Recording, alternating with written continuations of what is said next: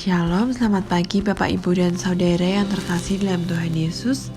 Mari sebelum kita memulai renungan suling pada pagi hari ini, mari kita bersatu di dalam doa. Tuhan Yesus, terima kasih Tuhan untuk berkat-Mu, penyertaan-Mu di sepanjang kehidupan kami. Kami bersyukur Tuhan, jikalau pada pagi hari ini kami diberikan kesempatan untuk kami boleh menikmati hari yang baru pada pagi hari ini. Saat ini Tuhan, kami akan merenungkan firman-Mu. Ajarlah kami Tuhan untuk kami boleh mengerti, memahami, dan kami boleh melakukan firman-Mu di dalam setiap kehidupan kami. Kami serahkan Tuhan aktivitas kami, pekerjaan kami, usaha kami pada pagi hari ini hingga malam nanti ke dalam tangan kuasa-Mu. Pimpin kami Tuhan agar kami senantiasa melakukan yang terbaik untuk Engkau. Terima kasih Tuhan Yesus. Di dalam nama Tuhan Yesus kami sudah berdoa dan mengucap syukur. Haleluya, amin. Renungan suling 12 September 2023. Dosa lebih mahal harganya. Bacaan Alkitab terambil dari Ezra pasal 10. Mereka sekalian mengambil sebagai istri perempuan asing, maka mereka menyuruh pergi istri-istri itu dengan anak-anaknya.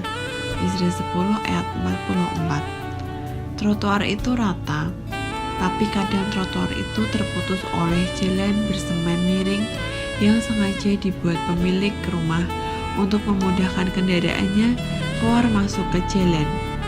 Walaupun waktu kecil, bila sedang jalan kaki sering saya diperingatkan agar berhati-hati atau kalau perlu menghindar berjalan di atas jalan yang miring itu. Katanya bisa jatuh. Tapi sebagai seorang anak, saya suka jalan miring itu, seperti setengah main perosotan atau luncuran. Kan asik. Jadi saya tidak bisa paham dengan hati mengapa tidak boleh. Suatu kali, saat hanya berjalan dengan kakak yang juga masih SD, sengaja saya memilih lewat sebuah jalan miring yang lebar, berpikir asik. Namun ternyata jalan itu sudah banyak pasirnya. Licin, saya pun jatuh tergelincir. Saat lutut saya luka parah dan amat perihnya karena pasir-pasir itu masuk ke kulit. Saya harus berjalan bermeter-meter sampai ke rumah dengan rasa sakit dan menahan tangis. Namun lebih perihnya saat luka itu harus dibersihkan dan diobati. Saya ingat terus sampai sekarang. Sejak itu, jalan miring tidak lagi menyenangkan. Ketaatan itu mahal harganya. Siapa bilang mudah? Karena ada sisi ego kita yang harus ditundukkan. Ego yang kadang membuat kita buta menerima mengapa ini itu sebaiknya tak dilakukan.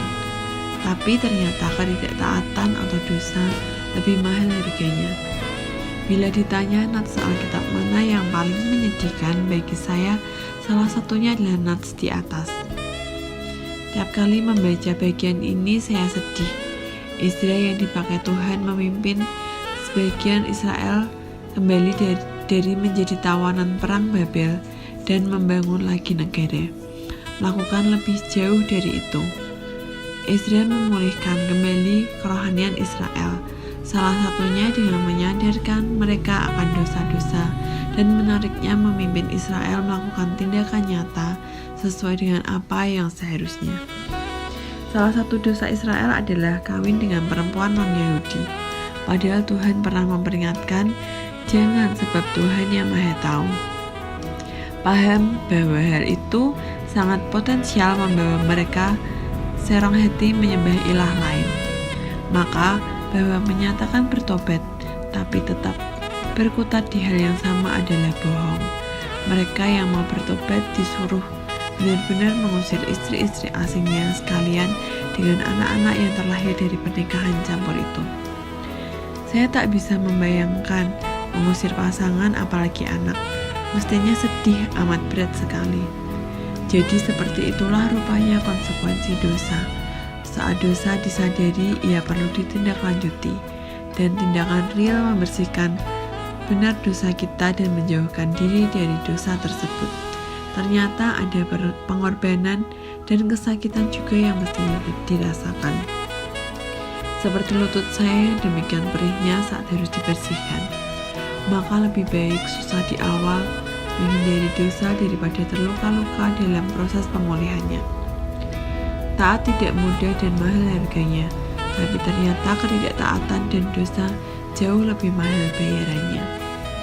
Pokok doa pada pagi hari ini, mari berdoa untuk Pendeta Martinus Sumendi yang akan menyampaikan firman di KKR 1 dan 2 hari ulang tahun ke-51 GBI Salatiga. Agar Tuhan beri kesehatan, hikmat, dan urapan Roh Kudus agar boleh menjadi saluran berkat bagi kebangunan rohani jemaat.